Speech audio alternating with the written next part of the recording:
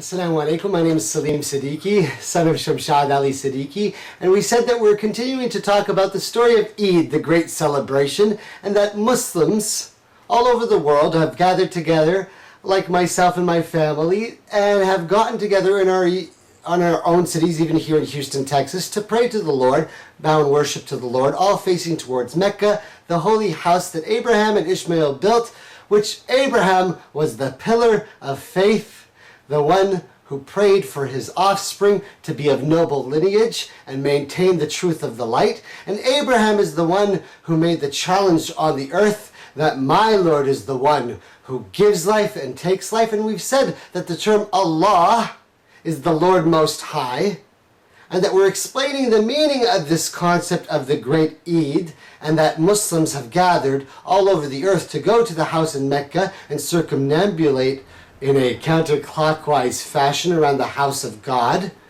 And we said that Muslims are those who are submitting themselves to the truth of the light, and Islam means to submit yourself to the truth of the light.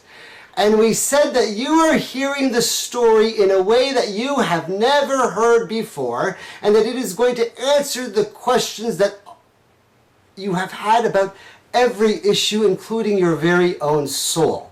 But we've gotten to the point in the story where we've described the fundamentals, and the fundamental that we must always remind ourselves is La ilaha illallah, that there is only one God. And sometimes that idea of Allah gets misunderstood. So if you don't understand the term Allah, go back to the beginning of this story. And we said we've got to the point in the chain of the fundamentals where God, the Most High, who created the universe and all that is in it, and every living thing is created by God. For God is the only one who gives life and takes life. We've been through a lot of strange parts in the tale, but we've maintained that as the sons of Adam, Adam was told, and we remember that the human race is the most noble race of all of the other races or jinns or interdimensional beings. And if you don't understand what I mean, go back and listen to the story. And we said that the chain and stories must be there so that the people can see the truth, and each prophet should come, and that eventually there's going to be a final prophet. That the Prophet Muhammad came bearing the truth of the light in the word, in the way that it is spoken and recited and known.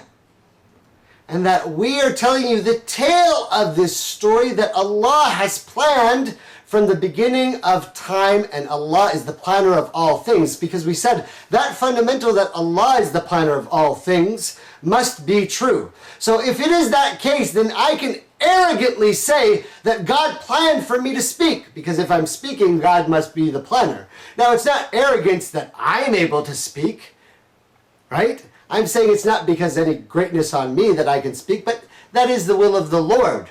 As long as I continue to speak the truth, the Lord will allow me to do so. And so I said, because I am telling you this story, it gets to the point where I have to explain how I'm able to tell you this story, because those who tell you the story of the truth of the light must be able to show you clearly why they're able to tell you this story, and it should be obvious reasons.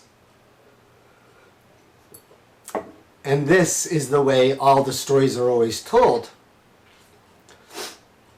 That my father was a Muslim, born and raised in India, in a pagan society, but believing in the light, not like a lot of the pagan rituals. And he married my mother, who was born a Christian.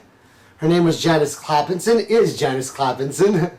And she accepted Islam upon hearing the truth. They were blessed with a young girl, my sister, my older sister. And then I was born from my parents. And I said, we got to the point in the story where I had been at a lowest point of the low, and anybody who reveals the truth of the story always tells you that it is at the lowest point in their life where God grants them a gift, right? We said that I was here in the United States, and I had gotten to the point of being such a degenerate, young in my age, and thinking that I understood things that I didn't understand, and got to the point where I thought I could just commit crimes. And obviously, that could never be true.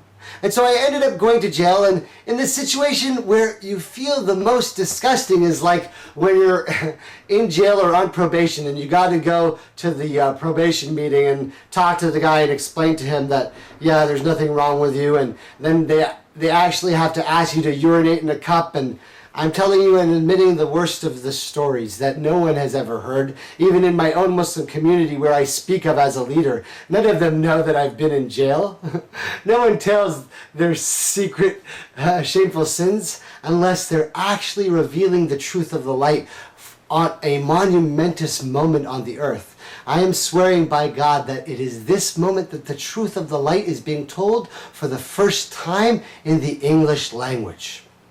And so at that lowest point of my life, I was still thinking that God, I wanted him to show me something. I wanted to learn, but I was not in a position to understand.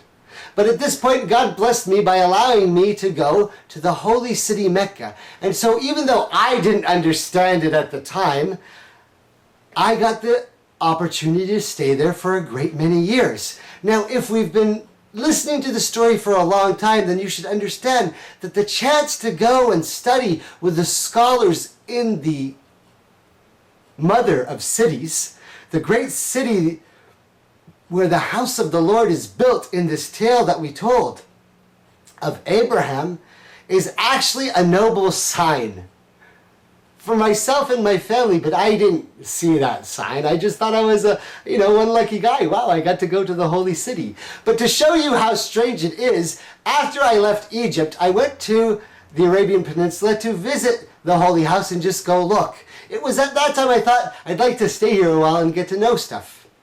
And so it is always the sign that the person who tells you the story of the truth must admit how actually ignorant they are. I was in Saudi Arabia. I must have been in my early 20s at the time, and I wanted to get into one of the universities, either in Mecca or Medina, and I went to both of them to try and apply.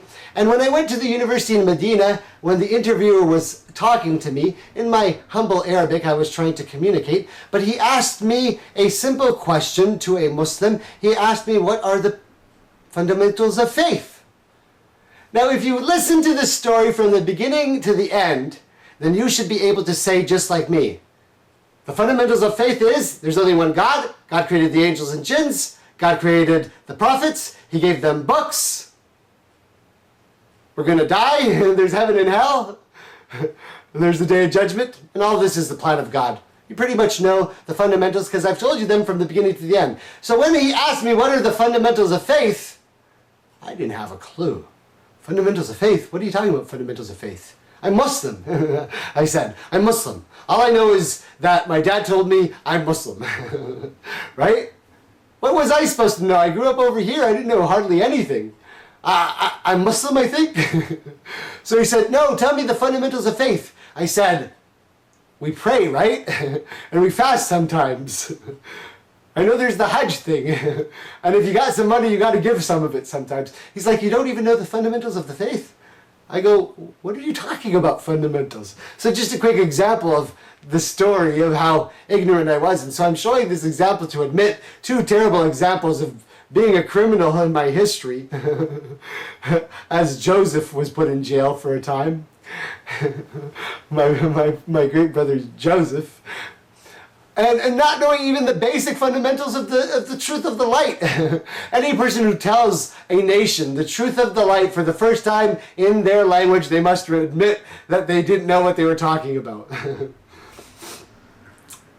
And so, as is important, I must say, as a person who is a son of Adam, I was blessed to get married and bring my wife with me to the holy city of Mecca, which was a noble thing and a good sign for my wife. And in the final year of 3 years, now you got to understand, like I said, I've been in a terrible state in the United States. I'd grown up in America understanding freedom and communication and being able to talk, and that we had an open Western society and we had a good standard of living, and the third world seemed so alien and different, while still thinking, being a Muslim, that what they had over there is supposed to be superior. And then you go over there and you see the different situation and you're confused and you're not sure how to understand the story because it's all about politics and East versus West and different groups and sections. And so sometimes the story isn't made clear to you.